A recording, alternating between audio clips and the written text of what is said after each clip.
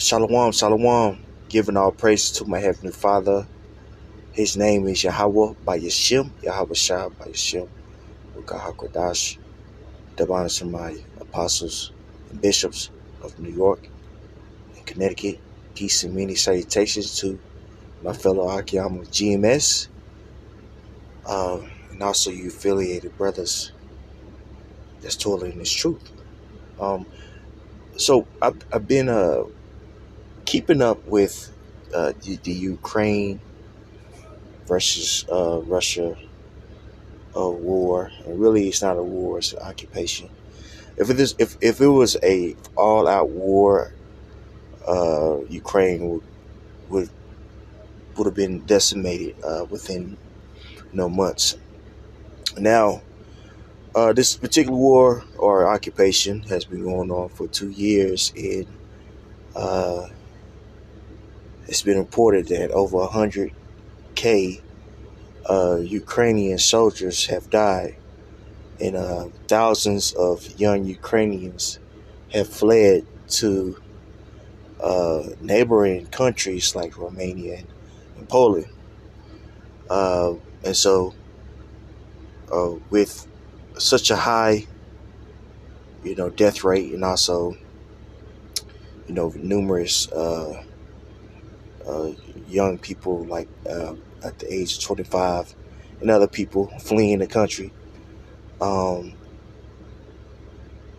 Ukraine has taken a very mighty blow, and also, they're running out of ammo. Now you just had it to where the U.S. see the $61 billion was spent. I should say $61 billion. Uh, in aid for Ukraine. Well, 28. I want to say about 28 billion, about half of it, which is almost half of that 68. That that 61 was spent on um, uh, resupplying the various you know, ammunition and artillery that was given unto Ukraine.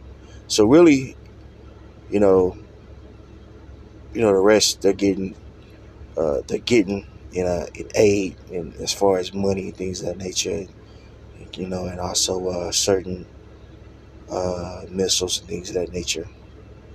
Which is it's not a lot. They're said to be to basically lose this war uh, in December by my studies. They're losing drastically, and I found it very interesting. Years ago, 2 years ago, when this war first commenced, I did a sit down on how there's a substantial amount of neo Nazis in Ukraine. Um, you know, and what's interesting about this occupation is the U.S. knew that Ukraine wasn't going to be able to withstand itself against uh, something like a place like Russia. But it was, what I say, the U.S. was willing to use Ukraine as a pawn to basically mess with, you know, uh, with Russia, or disturb Russia. Um, it was never this war was this the U.S.'s funding was never intended on the uh, the Ukrainians to win, and this is a beautiful thing because what we're seeing is Esau Edom's tongue falling on itself. See, when we bring out scientific racism, right, you have to understand that after the Renaissance era, it was the Enlightenment era. You know what I'm saying? And these various ideologies begin to uh, creep in, right? where it was a step towards reason and in empirical findings versus believing in religion, in the scriptures. And with that, with these various ideologies that was made, Esau Edom rationalized himself being uh, the most evolved group of people, via various pseudoscience. It started with evolution, and evolution branched off to numerous pseudosciences. Um, we going into uh, you know uh, coined terms like survival of the fittest, eugenics, social Darwinism, and all these various things. Um, these various thoughts processes, what I'm saying, or witchcraft of Esau Edom was used to justify uh, the subjugation of you know uh, indigenous people throughout the world, the colonization in Africa, which a lot of our people had to endure, colonization in South America, which our people endure. You see what I'm saying? All under the whole concept of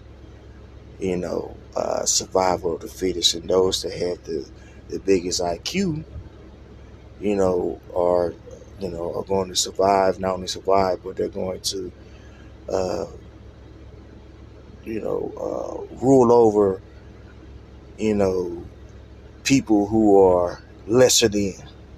Well, now, what do you see going on with Esau Edom? Is using Esau Edom, right?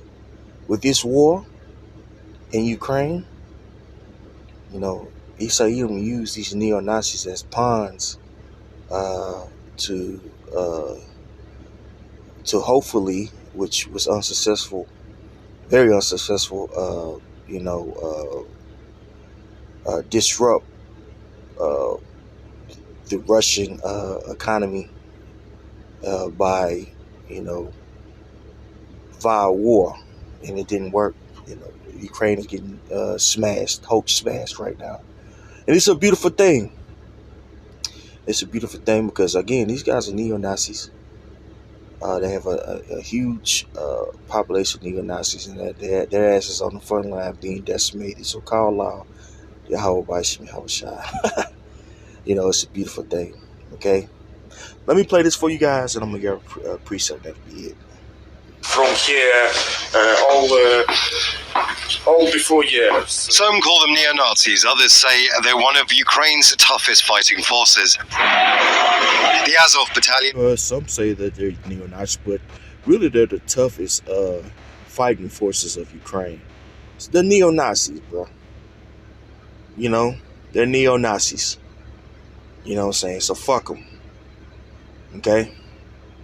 It was formed in 2014 during the Russian annexation of Crimea. It began life as a volunteer force, which then became part of Ukraine's armed forces with public links to far-right groups. In 2016, the United Nations accused it of violating international humanitarian law. In 2019, 40 US Congress members unsuccessfully tried to designate the Azov as a foreign terrorist organization.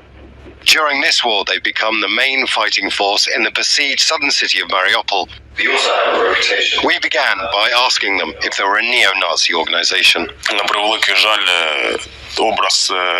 Sorry to say this, but the image of us as neo-Nazis was created by Russians in 2016, after Azov liberated Mariupol from Russia. Our volunteer fight. Yeah, so now they're trying to backtrack on it. Do your research on this right here. Do your research. They're